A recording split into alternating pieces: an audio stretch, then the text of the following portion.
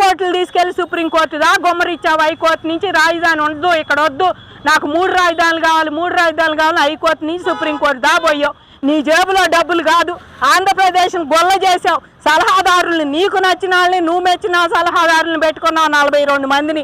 వాళ్ళ క్యాబినెట్ హోదాలో జీతాలు ఇచ్చావు, ఒక గొల్ల చేసావు. ఒక రకంగా నీకు నచ్చిన వాళ్ళని టీడీడీ పాలక చైర్మన్లుగా కానీ, అక్కడ పాలక మండలిగా నీకు నచ్చిన వాళ్ళని పెట్టుకొని ఆగమాగం చేసి ఒక ఆధ్యాత్మిక కేంద్రాన్ని కూడా నాశనం చేసిన వాళ్ళు మీరు, తిరుపతిని కూడా. కాబట్టి మిమ్మల్ని అందరూ చిత్తుగా ఓడించారు.